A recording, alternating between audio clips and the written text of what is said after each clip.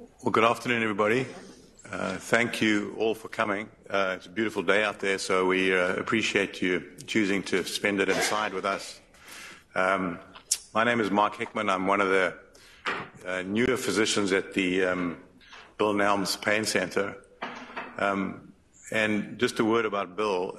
For those of you who are lucky enough to know him, can you hear me okay? Yeah. Oh, okay. sorry, I forgot. No problem, that's okay. I'm not sure whether any of you had the privilege of knowing Bill, but he was a colleague of mine, a mentor, and an inspiration to many, many people in this community. And tragically, we lost him just over a year ago. But his legacy lives on in this clinic, and I think the most we can do is try and live up to what he would expect of us, and that's a pretty high order. But as I say, welcome and thank you again for coming. One of the things we learn about pain, and my role here today really is to learn some more. We're always learning, and learn from Madeleine and Mary Ellen, and also from you as patients, because one thing we do know about pain, and in particular chronic pain, is that it's very much an individual experience. No two people's pain experience is the same. And so we can't treat pain with a cookie-cutter approach, We can't treat it the same for everybody. It requires a multidisciplinary team to do so. And that team may consist of physicians, physios, occupational therapists, kinesiologists, massage therapists, chiropractors, naturopaths, osteopaths, psychologists. But at the center of that team is the patient.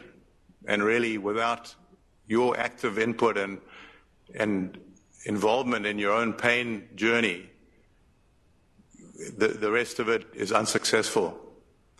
A patient once described it a bit like a bicycle. She said that the framework is the healthcare professional team, but the patient is the chain. And without the chain, the bike doesn't move. So the fact that you've chosen to come and be here today and take an active role in helping your own pain journey says a lot. And it's a big step towards moving forwards. When we started looking at pain many years ago, the first model of pain back in the 1600s, a French philosopher named René Descartes proposed a model where pain was a one-way traffic. It started if you put your foot in a fire, the pain traveled up to your brain, and that was the end of it. And we now know that it's way more than that, and that in fact, once it gets to the brain, what happens in the brain really impacts how you react to the pain and what happens after that. And what happens in the brain is affected by a multitude of things: psychological, previous pain experiences, cultural things, social things, what's happening in your life, socioeconomic things. All of those we know now impact your pain experience. And so today's talk about stress and mindfulness and relaxation is a big tool in helping you in your pain journey. And so I think it's great that you're here, and I'm sure we're all going to learn a lot. And with that, I'll just turn it over to Madeleine and Mariella. Thank you. All right. Okay, welcome back, everyone. And this is, we're on week 4 of a 4-week series. And when we set out to do this, our plan was to do 4 weeks. This was previously a 7-week course. So it's a lot to condense, and obviously we can't do everything that we would have liked to have done in 4 weeks. At the same time, 7 weeks is a big commitment. So don't forget at the end of this class to fill out the evaluation, the assessment that Conagher hopefully has given to you, and just leave it at your desk or just pass it to Conagher on the way out. And if you have any suggestions of what you want more of or less of, or how, just what resonated for you during the 4 weeks, please don't hesitate to also, we'd just really appreciate that feedback. So for how, did anybody have any kind of 1 degree course corrections that they had practiced at all this past week from any of the classes that we've had? Breathing. Okay. Probably 8 or 10 times a day at least. Okay. Okay. That's great, because I think that's really helps. It's crazy how much it helps. It took me a long time to see that not only does it help, but it's actually essential in your healing journey to relearn. Your body knew how to breathe when you were younger. And about age 5 or 6, our breathing patterns change. Your body knows how to breathe, but it does require relearning. Yeah. It's crazy once you start paying attention to it, especially when it hurts a lot, or if you make a bad movement and your lights up, how much you hold your breath. Yes. Yes. So just that observation that when you are in pain or when you are moving, your fight or flight system, you see it in your body, you feel it in your body, and your breath stops or becomes very shallow. Stop. We're going to get into that today. Yeah, good. Excellent. So the 1 degree course correction, 1 small change over time is what we're looking at. And here we are again. The 1 degree course correction changes your trajectory, even if it's something as seemingly small as a breathing practice. So today we're going to just get into the idea of stress, harmful, helpful, or perhaps both. Mindfulness, I'm guessing most people have heard of mindfulness by now, but what is it and what is it not? And the relaxation response as an antidote to stress. And then lastly, how do we put this all together in movement and starting to move again or keep moving? So we're going to start out with a video. Everyone agrees that pain is a universal human experience. We now know that pain is 100% of the time produced by the brain. This includes all pain, no matter how it feels, sharp, dull, strong or mild, and no matter how long you've had it. You might have had it for a few weeks or months. This is called acute pain, and it's common with tissue damage, say from a back injury or ankle sprain. And generally, you'll be encouraged to stay active and gradually get back to doing all your normal things, including work.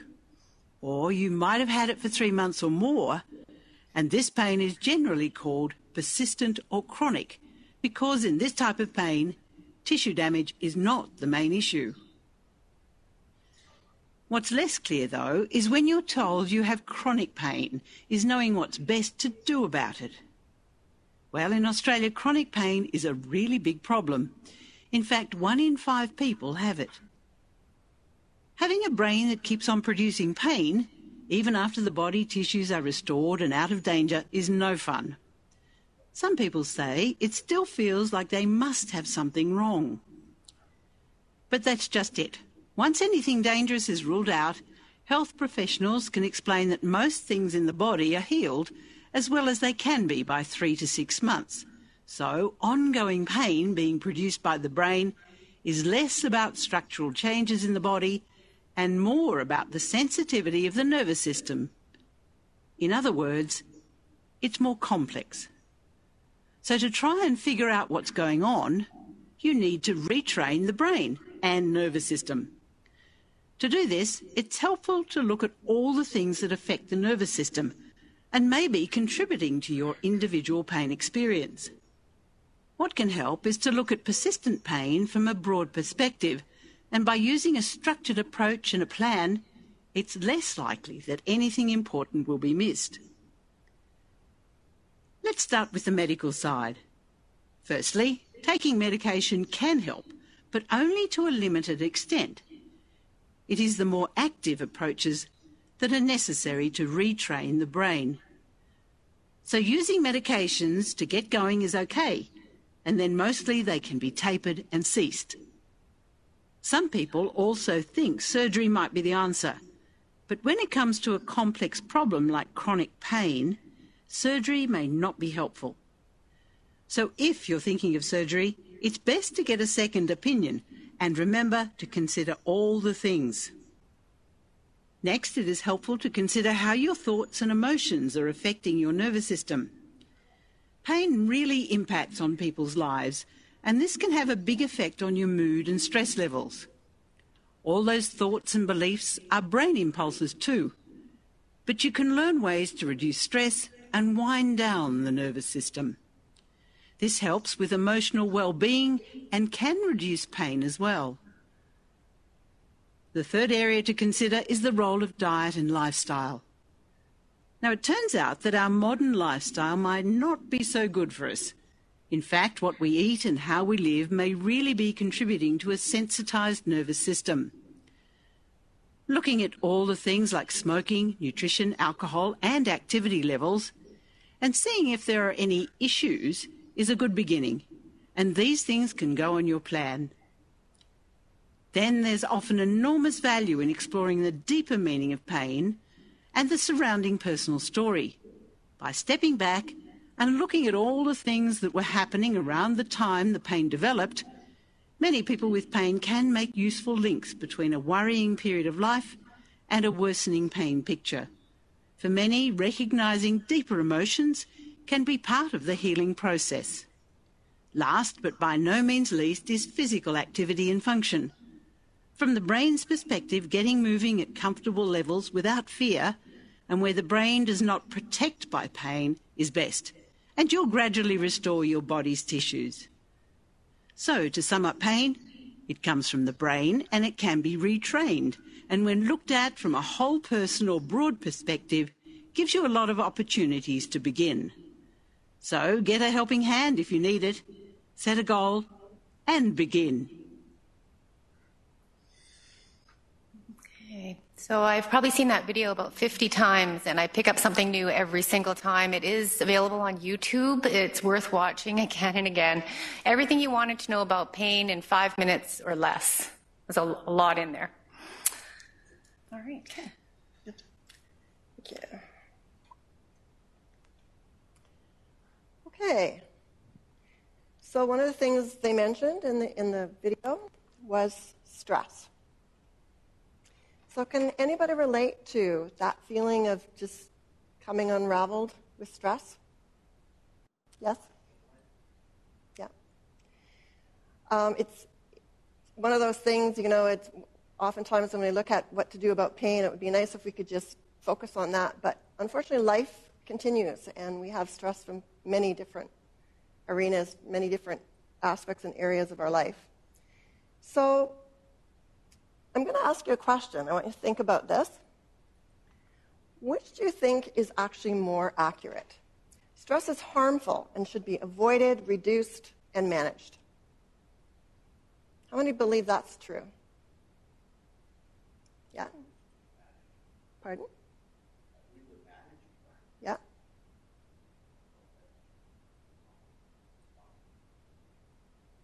How about stress is helpful and should be accepted, utilized, and embraced?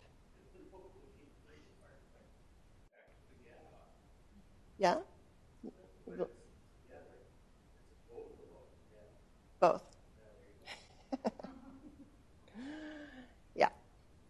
So a book I'd recommend is called The Upside of Stress by Kelly McGonigal. She's a twin. Her sister Jane does work on stress as well. And she talks about some pretty shocking scientific findings.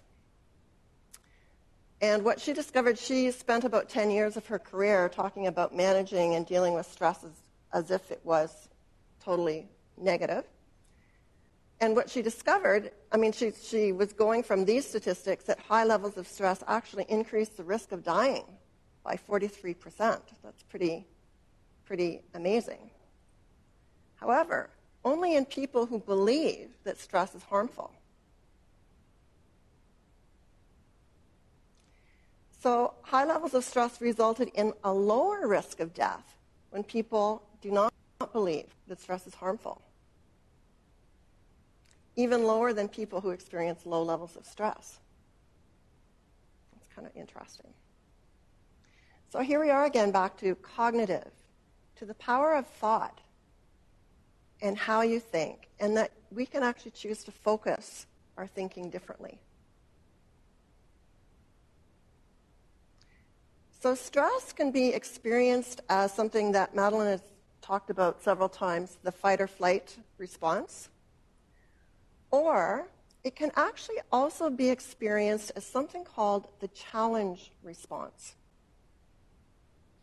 So the fight or flight response, just to remind you, is when there's fear and you believe there's danger. You're in significant danger. There's almost a sense that your survival is on the line. So then you have adrenaline and cortisol. Those are the two hormones that are sort of labeled as the stress hormones. And they mobilize energy so that you're alert, you're ready to act, whatever the situation is. This is your sympathetic nervous system. Your heart rate speeds up, your muscles and your brain are more efficient, and it increases your physical capabilities so that you can deal with the saber-toothed tiger that's following you or whatever that dangerous situation is that you find yourself in. So the challenge response, how is that comparing to the fight or flight response? With the challenge response, you're focused but not fearful. So there's stress, but it's less threatening. There's adrenaline and cortisol, but it's at a slightly different ratio. So you have increased energy to perform under pressure, but the stressful experience is actually experienced as beneficial, not harmful. There's increased confidence, often enhanced concentration. Sometimes it's called peak performance. So can you imagine stress that's challenging like that being beneficial? When do you think that happens? When might that be? Can anybody think of a time, situation where you might have the challenge response in sports? Yeah? You mentioned the challenge response, that it might be both. So sometimes it helps to think about stress and meaning. So a meaningful life is often a stressful life, because what brings meaning to your life is often also stressful. For example, things that make the struggle worthwhile are a meaningful cause, sometimes meaningful work. Often people's family are the most meaningful thing in their life. So the challenge response is common in people like war correspondents or foreign journalists. Have you ever seen those people in there on their microphone, and behind them you see bombs blowing up, and you think, what are you doing there? Like, get out of there. But they're obviously thriving on that level of stress. Athletes, you mentioned, the peak performance. They really thrive on the challenge of, the best that they can be. First responders, for sure. Surgeons. Parents. Sometimes I think there's this, I don't know if it's an urban legend of the grandmother whose son is under the car, and she picks up the car with one hand and pulls the grandson out with the other. Where did that come from, that strength? So stress and meaning, basically you're focusing your thoughts, your cognitive ability on your values, your needs. What's important to you? What's meaningful to you? So you're shifting the story that you're telling yourself about stress to approach stress as a challenge and to see meaning in that adversity. So we're really talking about the concept of resilience. So what is resilience? It's a capacity to recover quickly from difficulty. It's called sort of a toughness. Ability to adapt to stress and adversity. But it's a process. It's not a trait, and it can be learned and it can be developed by anyone. So how do we do that? How do we learn resilience? Basically, we're shifting our response to the stress stimulus. So we're increasing the time between that stimulus and what might seem like an automatic response.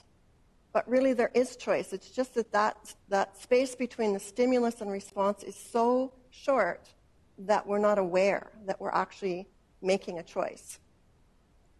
So one of the things that can be really helpful in the situation is CBT, because you're talking about cognition, emotion, and behavior.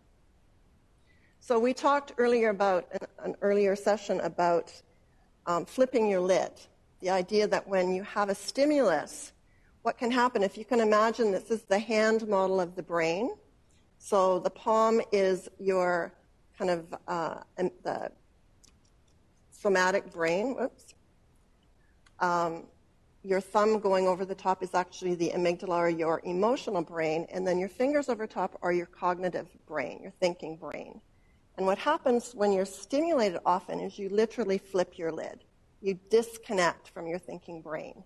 And so it's hard to think of using your cognition when you actually aren't connected to it. You're actually just connected often to that automatic response. But there's things that you can do that help you to make that space longer and to recognize sooner when you are triggered and to do something different than you would normally do. And so in an earlier class, we did this self-empathy flow sheet. And what I found with clients, that people who do this sheet on a regular basis when they're triggered actually they go from doing it after the effect and analyzing what's happened to actually noticing closer and closer to the moment that they're stimulated, that they have another option, they have other choices. And that's something that can be helpful. But actually, anything in the toolbox will actually contribute to resilience. So just taking this class and learning things, getting knowledge about pain, optimizing sleep, for sure. You probably notice that when you've had enough sleep, it's you have much more of a sort of a longer fuse before you're triggered. And when you haven't slept, you're triggered much more easily. Having a really solid support system, a large support system, can contribute to having a sense of resilience. Exercise and being able to move. And we're going to talk about mindfulness and relaxation, breathing as well today. So resilience is basically the thing that connects you to your well-being. And it can be slow breathing, it can be mindfulness, meditation, exercise, sleep, all of the things that we've been talking about. But what I invite you to do is just realize that it might not work right away. And yes, we want you to trust yourself and do the things that feel like they're going to fit for you, but maybe stick with them a little bit longer than you might otherwise have done. Realize that even though they don't work right away, they still might work. It might be such a small change that you haven't noticed. And recognize as well that the meditation, mindfulness, all of those things have in common deep, slow breathing. And so what do scientists say about this? One of the things Mark was talking about Bill, and I know some of you here know my husband Bill. One of the things that he really loved to talk to people about is that there's actually scientific evidence that bear out some of the things that some of us just know intuitively. Some of us know just because it works and we've had the experience of it working. But there's a lot of colleagues who say it's soft science and, there's no scientific evidence, there's no hard evidence. So it was really important to him that there actually is beginning to be hard evidence now for all of the things that we're talking about.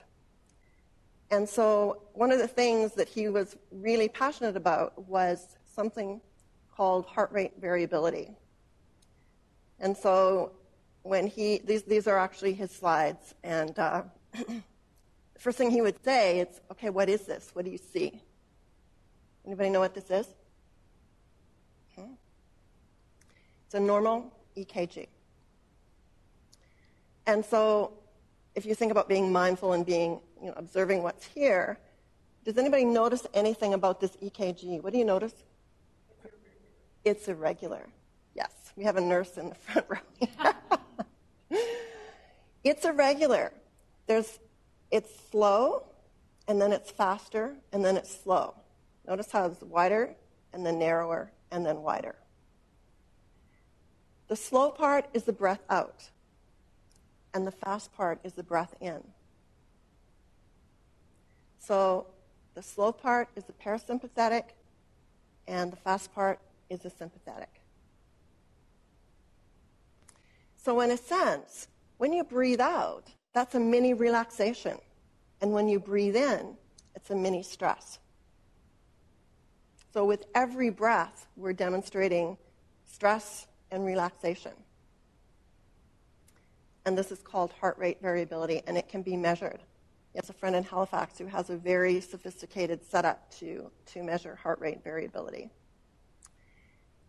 And so you would think if your heart rate was 60 beats a minute, most people don't have a heart rate of quite that low, but it would be 1 beat a second.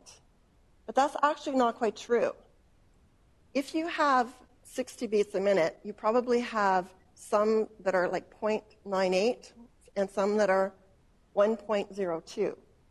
And so again, you'll notice on the left side of the chart, you have your inhalation where the heart rate is going up, and then on the other side is the exhalation where the heart rate is going down.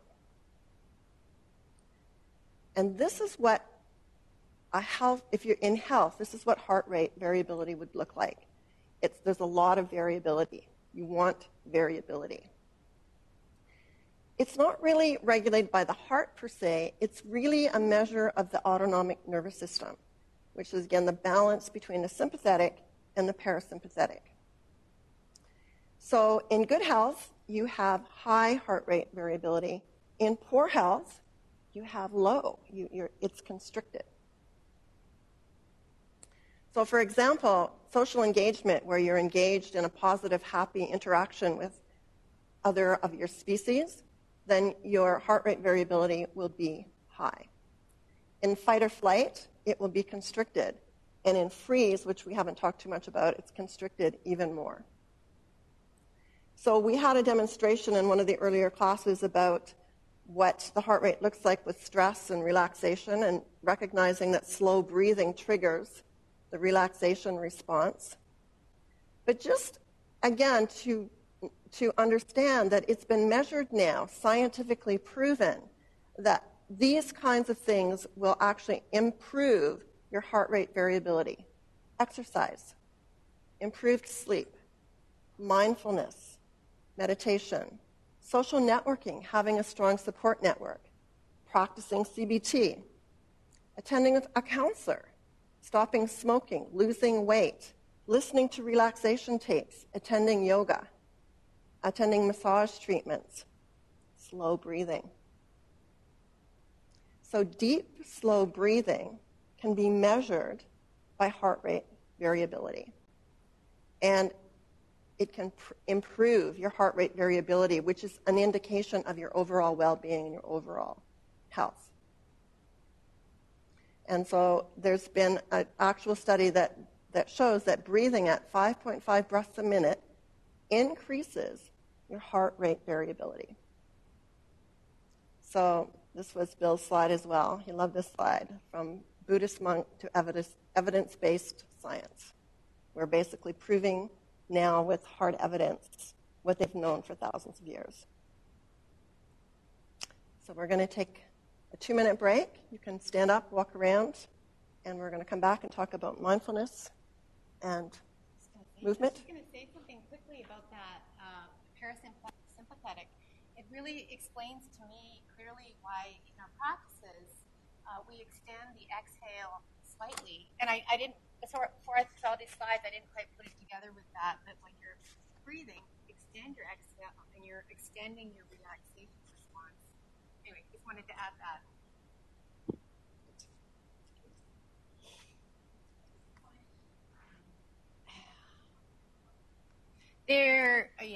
There are so many breath practices.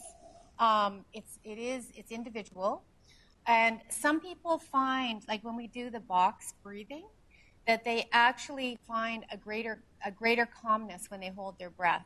They say, like, physiologically, you get more oxygen flow to your brain and through all parts of your body during that, when you're actually holding your lungs full of air, full of oxygen.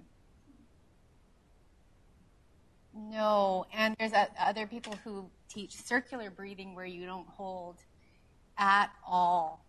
But, you know, the beauty of breathing is it doesn't come naturally, but some people, especially I've found, interestingly enough, people who have pain find some relief in box breathing.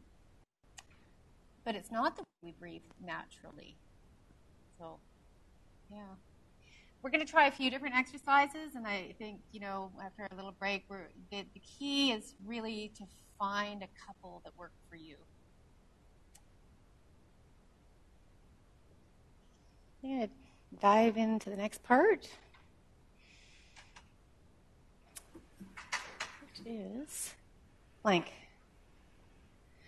All right.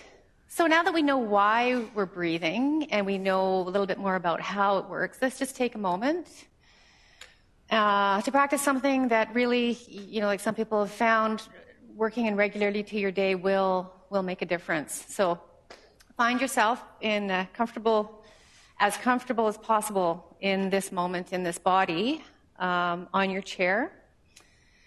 Preferably with 2 feet on the floor, but not essential if that's not comfortable for you. And take a moment, just maybe to take a deeper breath, and inhale your shoulders up slightly towards your ears. And when you exhale, let them just roll down your back, slightly opening your chest.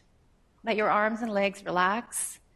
Let your eyes just lower or close, whatever you're comfortable with. And just start with an exhale. So exhale all the oxygen, all the air out. And then naturally, your body inhales. Follow your inhale into the bottom of your lungs and exhale.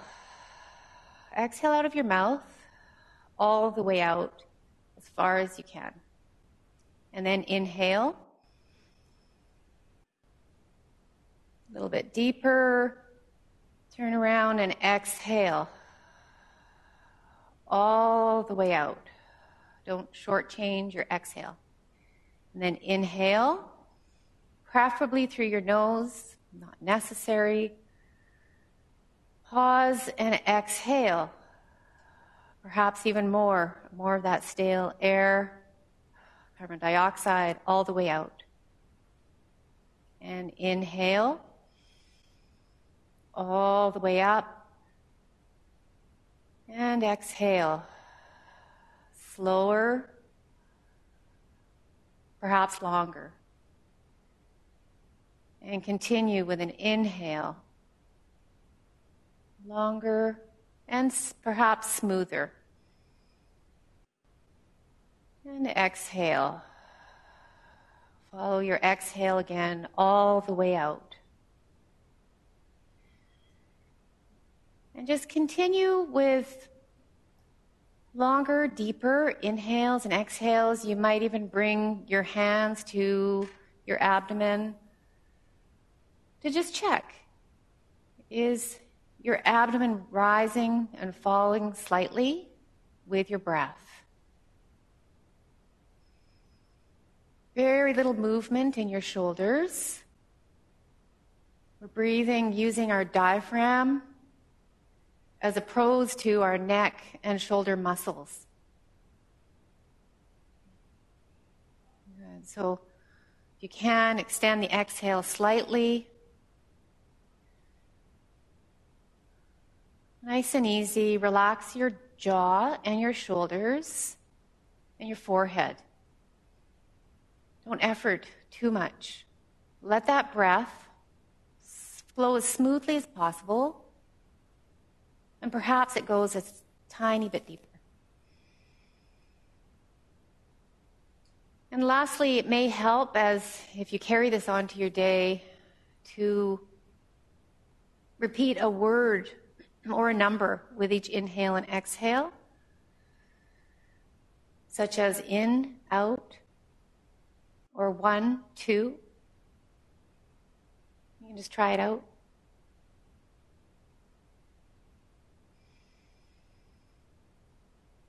As you breathe, just feel your feet on the floor right here.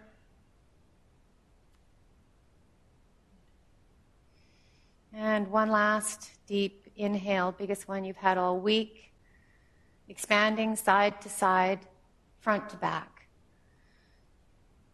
And exhale. Relax your shoulders, relax your arms, legs. Right. And then open or raise your eyes. That was a little bit of a longer practice than we've done previously. It might be too long for some people. It might be too short for others. You know what I do find with that is I don't know better how to say it, but especially when it's hot, I have to concentrate on me, and that's my God as well. Yes. Yes, absolutely. And that's why I say that almost every time, relax your jaw, because people are working so hard at breathing. And you can usually tell if your jaw is clenched. Yeah. But just it's good awareness to just notice that and drop it. Yeah. Good point. Okay. So has anybody heard the word mindfulness? If you may have noticed in the last few years, there's mindful everything. There's mindful eating, mindful parenting, mindful walking, mindful breathing. Mindful coloring books are the latest in the last year or so. And they're all different doorways, different portholes to the same thing. So I like this little slide, mindful or mindful. But it does bring up a little bit of a myth. So what mindfulness, I'll start with what it's not. Some people have an idea that when you're mindful, your mind is not full of thoughts and to-do lists and tasks, and you're nice and peaceful with a clear mind. Well, I just want to tell you that is a myth. And even the people who have been practicing mindfulness for years and decades continue to get the steady stream of thoughts. It's not a religion, although we did take the mindfulness practices from what we know from Buddhist monks that they had been practicing for 2,000-3,000 years, and brought it over to the West. And it's become more of a science, really, now that we have brain scans, and we can actually see what's happening in the brain when people are practicing mindfulness. This is where science and medicine got really interested in what the Buddhist monks have known for years.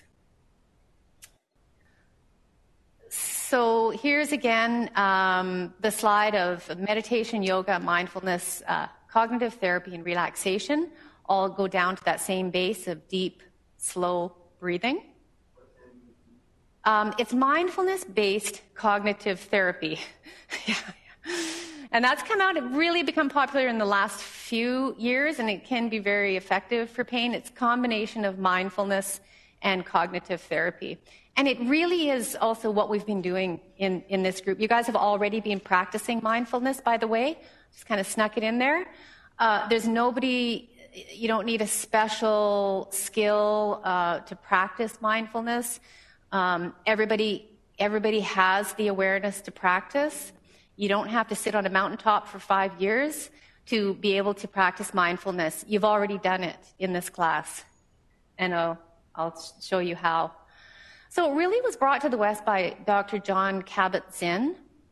He wrote this book, Full Catastrophe Living. That really is a worthwhile read. And he's done it. He brought it.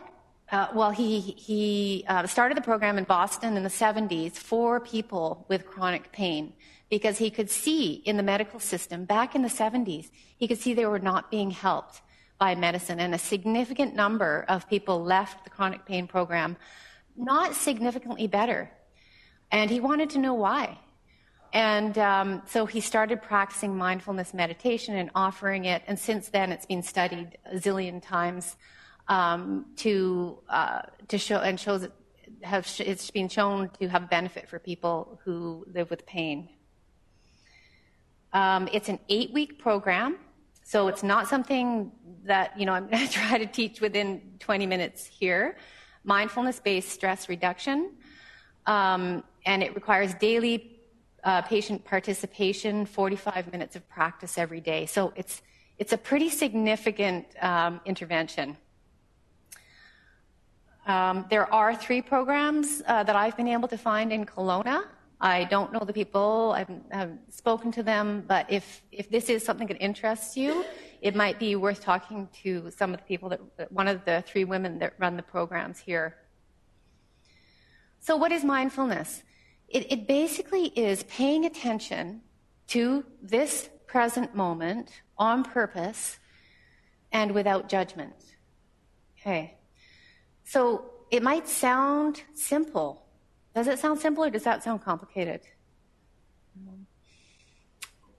Complicated. Typically, mindfulness is it is a simple practice of being here, but it's not easy. We'll just move. We'll come back to that. So why should people, if they have significant stress, anxiety, or pain, practice mindfulness? Well, first of all, there was a study by Matt Killingsworth that came out of Harvard that found that, I may have mentioned this before, that half of the time, 47% of the time, we are not here in this moment. Our minds are in the past or they're in the future, but we're very rarely present. And probably even as I'm speaking, there might be another voice in your head going over the shopping list and the to-do list and what am I going to make for dinner, and the constant mind chatter that takes us away from the present moment. But when he found that, he also found the people that were here more were happier, and they had less stress, pain, and anxiety, which is kind of interesting. Also, the work of Dr. Sarah Lazar, if you are ever looking at the research on brain matter and mindfulness, she's been able to actually look at the brains of people who practice mindfulness meditation and find significant changes in the neural activity while they're meditating. And mindfulness is one of the many meditative practices, only one of them. And then we have a lot of studies supporting the use of mindfulness training for anxiety, depression, and chronic pain. Just to let you know that when we started studying mindfulness and the research started to look kind of interesting, research studies skyrocketed. And I know a couple of years ago when I looked into it, there were over 3,000 publications of research studies, and I'm sure there's been many more since then. So this is just a one glimpse of the brain before and after a 10-minute meditation. Now, I don't know the context of this one, whether they'd be meditating for a long time in their lives, or if it's just if it's like a one-shot deal. But you can see the changes in brain activity. So the before is there's a lot of activity, especially in the orange, the one certain area. And then after the brain activity calms down, I don't know in this exact picture, but we've been talking a little bit about the amygdala and the limbic system, which is the emotional center, the fight or flight part of our brain that lights up when we're fearful or in danger. And that part of the brain tends to calm down. And over time, for people that practice regular meditation, the actual matter of the actual size of the amygdala shrinks. So when I read that, I thought that was astounding. From where you place your attention changes certain sizes of your brain. And I don't want to get into detail because I'm not a doctor and I can't even start to explain that. So when we did that exercise just now around breathing and counting, if you were able to focus on your breath, the feeling of the breath, or the number or the word that you used for a moment, you were in the present moment, and that was mindfulness. And that is one mindfulness practice, where you're bringing your attention online with the present moment.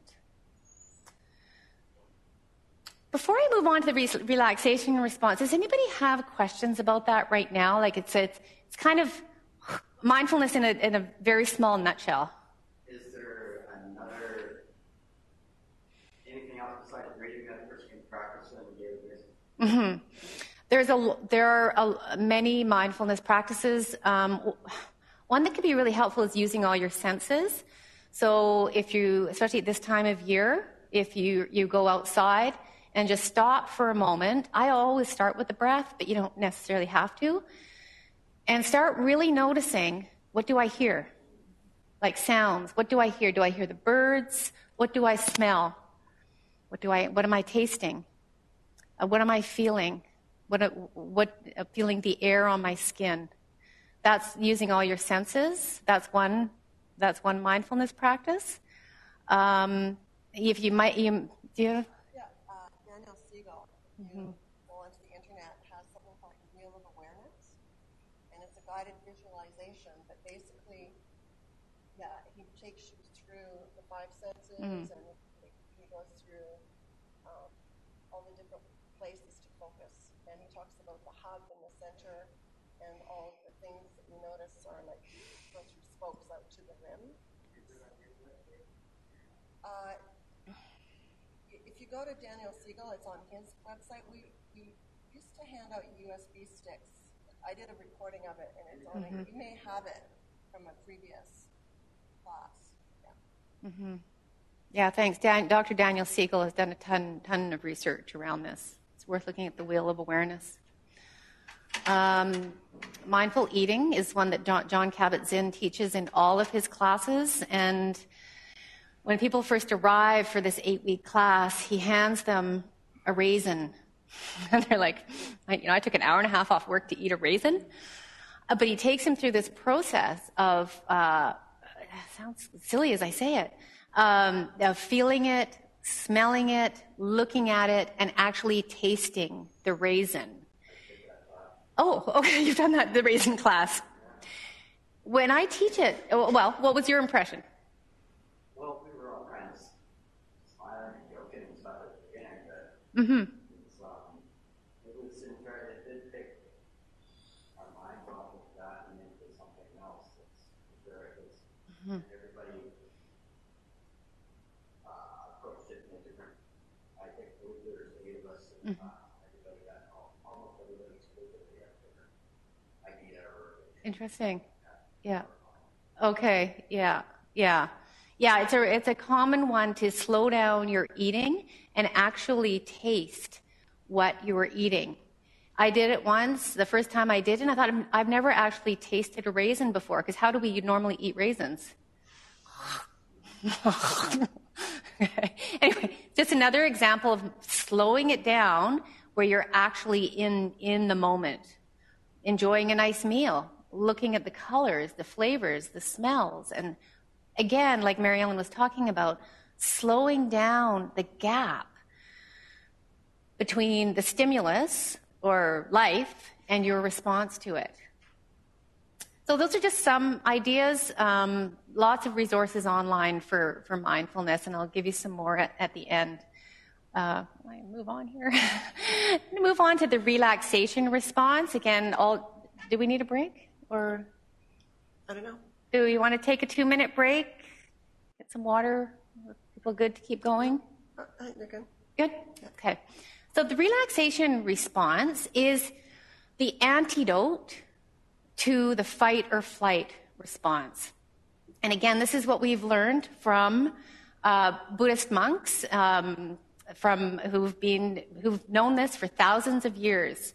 And this research was, again, in the 70s by Dr. Herbert Benson from Harvard, and he wrote a book called The Relaxation Response after he found that Buddhist monks could sit in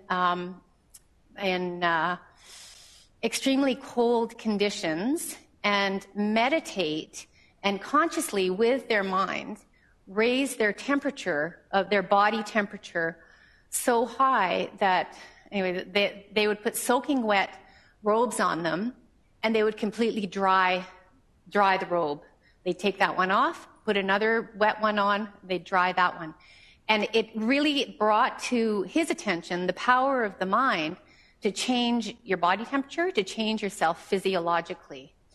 And he went on to write the relaxation response,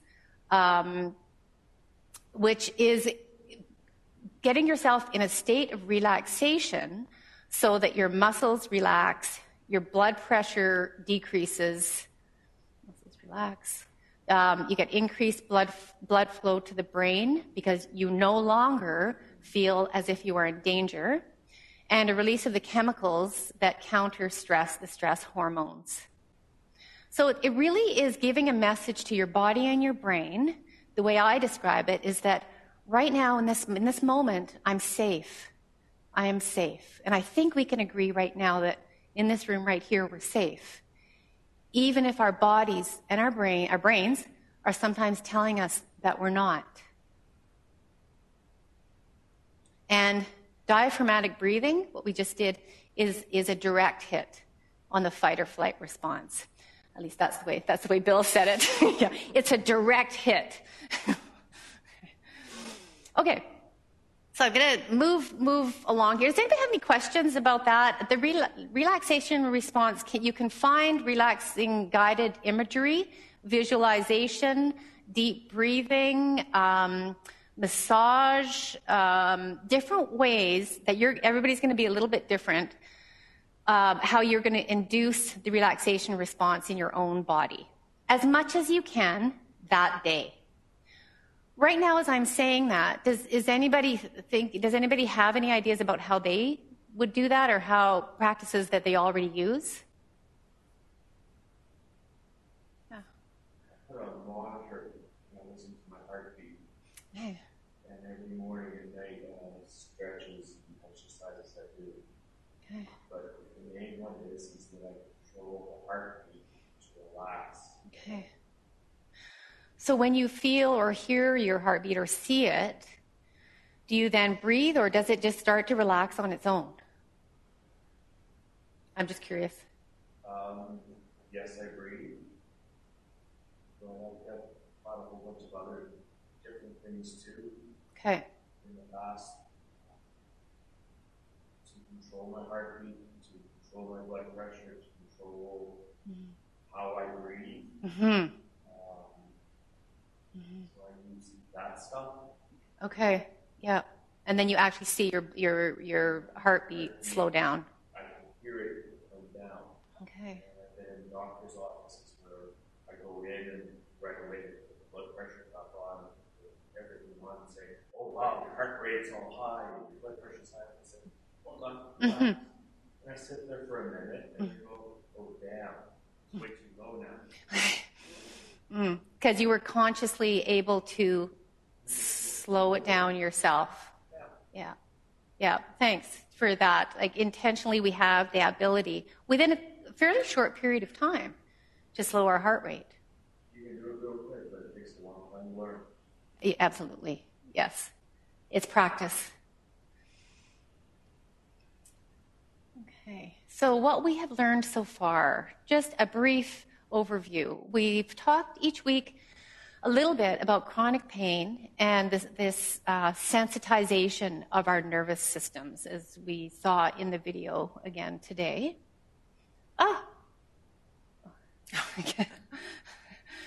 Getting support. Stimulus. To breathe. Scared me. Just hold on a minute. Getting support, supporting and trusting yourself. Again, you really have to see what resonates for you.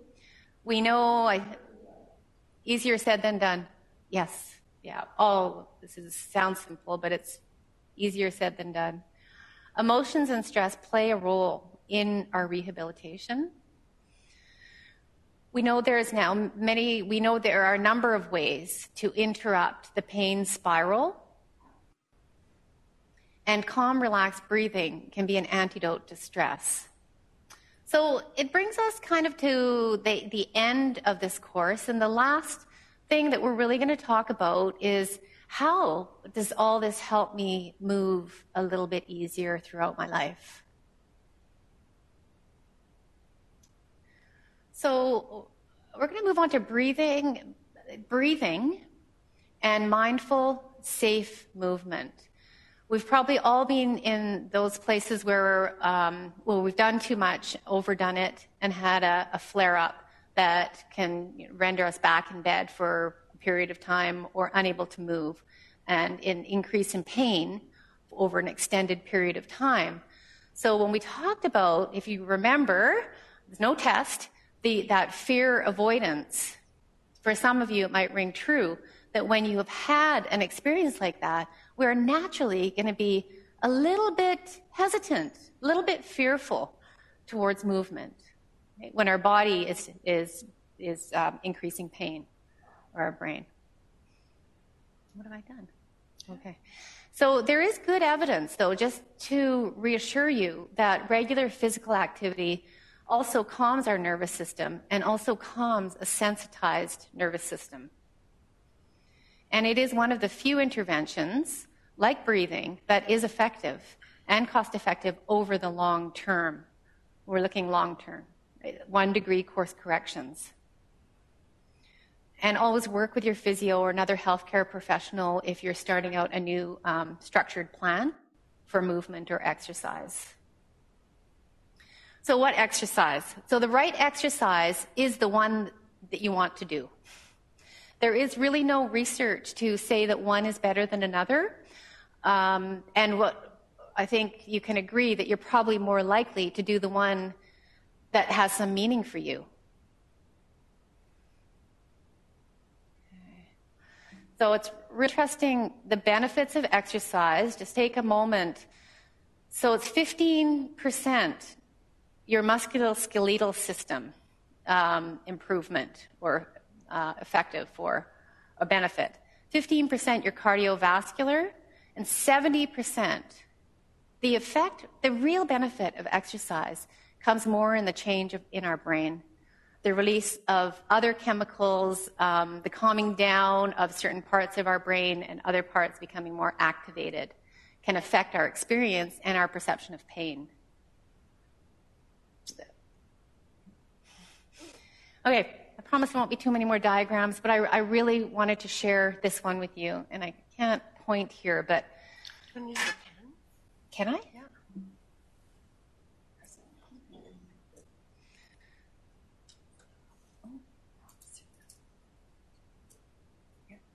Look at that. Oh, magic. All right, great. So, get fancy. So, this first slide is pre-injury or pre-pain, okay, or pre-condition. So you can see that as you increase your stressor, so your stressor might be walking or activity, movement, running.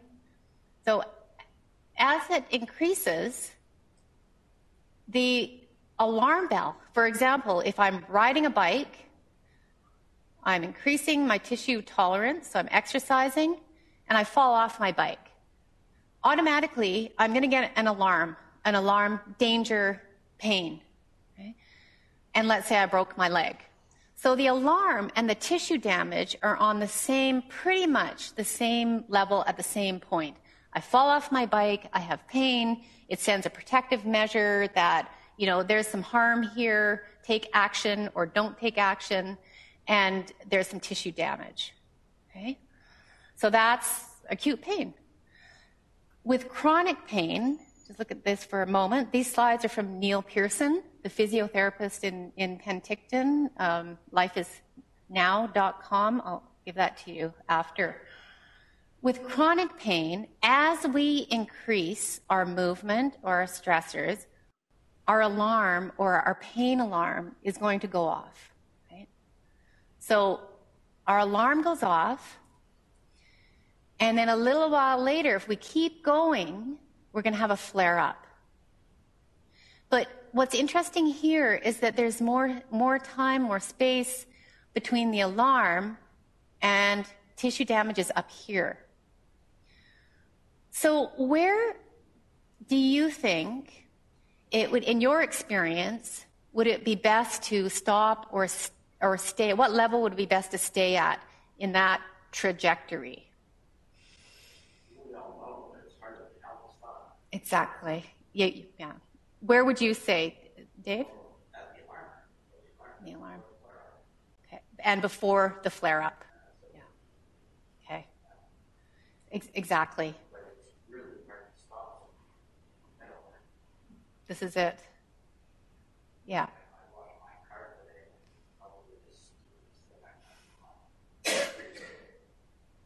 Right. Yeah. Well, yeah. No, you're right. If the alarm is going to go off, you're going to pay attention to it, but you're also going to be aware that tissue damage is up here. So, without moving into a flare-up, but flare-ups are going to be part of the process, as you probably already know. So, yeah. And it doesn't, okay, go ahead. Yeah, and I think, too, it's that space between the alarm and the flare-up. We talk about the space between the stimulus and response. You can push a little bit beyond the alarm, I think, and you're still not getting to flare-up, but you want to push a little bit beyond the alarm. I know the first time I heard Neil Pearson talking about this, I remembered I used to have a really bad whiplash, and whenever I would exercise, the first place that would flare up would be my whiplash, because that was where my injury was. And I went on a Bower Lake trip, and basically when it was my turn to paddle, I just had to paddle, and the pain was, I'm sure it went beyond the alarm at times. And I used to think, again, that fear of danger, I'm thinking, oh my gosh, I'm going to be completely out of commission by the next day. But I wasn't. And by the end of the trip, my pain in my shoulder was significantly better. So I think it's one. Yeah. Yeah, but it's learning. I think that's why it's so important to work with physio or work with someone who can help you to gauge, how much to push, but not to push too far. And I think also it's probably trusting yourself. Yes. So the alarm is the protective system that comes in, pain, discomfort, then pain, and along with the alarm comes all the. It could be twinge. It could be along with the twinge, a whole set of thought processes, stopping breathing, fight or flight, twinge, more pain. Yeah. So that is something to pay attention to. It's not something to plow through, because we've probably all tried that at times. And that simply doesn't seem to help either. But it's being able to notice when the alarm is going off, so the pain signals that are telling you that your body's in danger, right? But if we continually don't pressure ourselves and stay below the alarm, we're always going to be avoiding getting better or slowing down our rehab. I think the alarm is a multidimensional thing as well. It can be pain, but it can be your thought systems as well. It can be that sense of panic. Yeah. Numbness, tingling. You notice that? All the time. The numbness, that's always there. Yeah, but if it intensifies while you're doing something, you're about to get hurt. Yeah. It's a good point. Like, you're going to have different baselines of what you have present a lot or most of the time. And you're going to know from your own body, your own sensations, when things start increasing and the fight or flight starts starts kicking in. I think Dr. Hickman was saying as well is it's a very individual journey, so it's going to be different probably for everyone. I'm just wondering, Mark, do you have anything to add to? Yeah, I mean, I think you're right. I think it's a very personal experience, right? It depends on your own experience of your pain, and so it's going to be a different thing for everybody depending on what's happened to you and what initially triggered your pain condition. And I think one of the things they talk about is the old philosophy of exercise being, no pain, no gain. Ultimately, what that does is it makes pain your ultimate factor that determines how much you exercise, and that's just perpetuating the pain cycle. So that's not the way to go. They talk about graded exercise. So you basically do it on a quota system under the supervision probably of physio or kinesiology, where you gradually increase your quota of activity, whatever that may be, on a planned fashion. To increase your tolerance. Correct. Yeah. But you don't. I understand that. Right. But when your alarm is going all the time, Right. how you're saying just go a little bit past it. Okay, I go a little bit past it. It's still there, and the alarm is still going off. So fair enough. But if you are past the alarm on this diagram, if you pass the alarm point. Well, from what I'm understanding what the alarm is, it's twinges, it's pain, it's numbness and tingling, it's how you feel inside, it's a whole, like we say, multi-dimensional thing. Okay, I've got diabetic neuropathy, so I've always got burning, I've always got numbness, I've always got tingling. So maybe those aren't necessarily alarms. So maybe those are things that you live with all the time. And how do you find out what that is an alarm before hitting the flare-up? Well, I think it's trial and error. I think for you, it may be doing a little bit more and seeing if things change. Maybe your alarms are just the same. They don't change, and you don't progress to what may be called a flare. Now, what that means for you, only you can tell. Right? You might need to titrate whatever. It might be something very unique and different for you. But it will be just experimenting. But each person has like a different day. It might be a different alarm. I mean, it's not just different between each individual. Each individual is different on any given day. Yeah. So I mean, you just gotta work with it. You gotta listen to your body and see what it tells you. Do what you can. Don't do what you can. Yeah, and just knowing that flare-ups and never give up. Is that what you said? Yeah. You never give up because you're just going to keep on keeping on. But if you do move into a flare-up, it's not a failure. It's not that you're doing things wrong. It could be that particular day, and it's going to be part of the journey. But we can just, I don't know, I keep on getting blank slides, give you some general guidelines. First of all, you may have already thought of an activity that you would particularly like to do more of. So pacing is key, and in general, you want to have a very structured plan of, a guideline is 10% more each day. So if you have the desire to, or you think that you're able to walk 10 minutes a day, repeat that.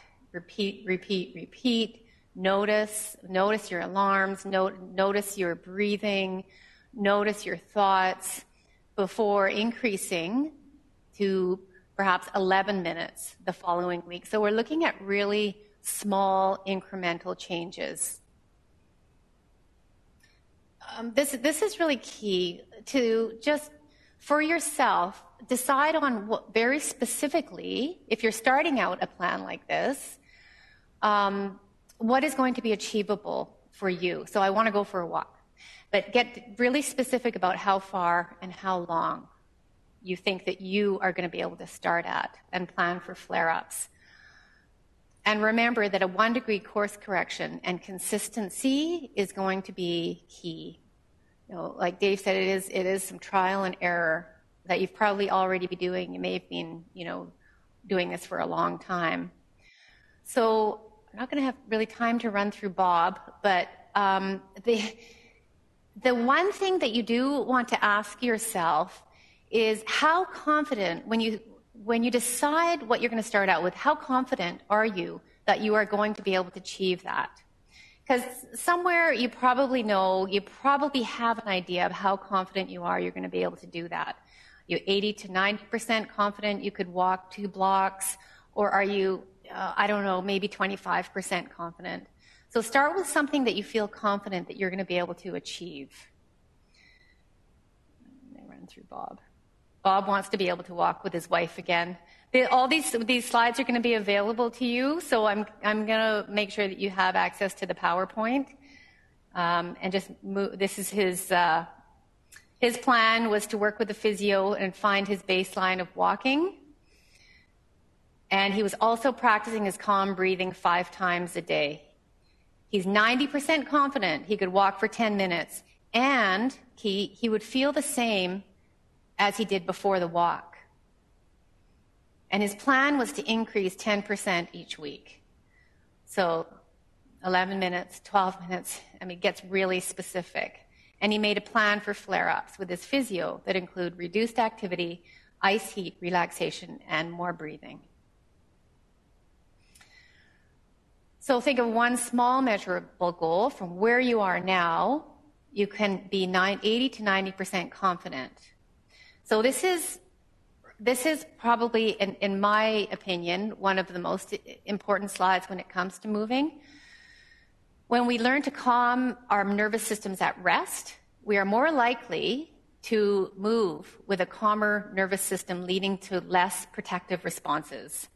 Basically what that means, if you're not breathing calmly while you're moving, slow down. And I had a teacher say to me once, if you're not breathing, and if you cannot breathe at an optimal, I wasn't breathing very well at the time, optimal rate, shallow breathing, then you shouldn't be there. And I tried to keep that in mind, because the goal is to breathe more calmly while you are moving. So it might be an experiment. So when we talk about the alarm, one way to calm the alarm is to notice as you're walking, am I also breathing, or am I breath holding? Because if I'm breath holding while I'm walking, I'm out of connection with my body and where I'm at. Or if I'm breathing very shallow. But if I can breathe a little bit better, as you're walking out to your car today, notice, how do you breathe when you walk? And if you notice I'm shallow, I'm not breathing, just stop for a moment and breathe again. And that's one doorway into calming the nervous system. So notice your breath, notice your thoughts. Are your thoughts, I'm in danger, I'm going to pay for this tomorrow? Maybe not I'm in danger, I'm going to pay for this tomorrow, then back out. And the way Neil Pearson teaches is exactly that. When you're moving, breathe, ask yourself, am I going to pay for this tomorrow? And I thought, well, it's a strange question. But often as I've experimented, you usually start to get a feeling. You're not always right? Whether you're going to pay for it. But you sometimes get an idea. Okay. So I'm just going to leave you with a couple of resources that I've put together. Again, the PowerPoints will be available. Life is, am I right there on the website? The actual videos we're going to put on the website. So, as you notice, the PowerPoint is embedded in the video. So the clinic website. Yeah. Neil Pearson, lifeisnow.com. He has a 5-part free introductory session right onto the front page that is really worth working through. It's online. Breathing, mindfulness, movement. The Pain BC website is a really good resource for both professionals and people in pain, both. The Australian Pain Management Association, I have found that website to be really helpful with their videos and their podcasts. Mindfulness, again, there's an 8-week program, a couple of them in Kelowna. You'd have to kind of research that on your own and get a feel for it. Breathworks.com, Vidya Mala Birch is her name. She's a woman who had, in her early 20s, 2 terrible car accidents and has learned to work with the breath and mindfulness through quite a difficult rehab. And she's a wonderful resource to watch her videos. And the UVic Chronic Pain Self-Management Program does have a 6-week session here in Kelowna. And I've put the number up there.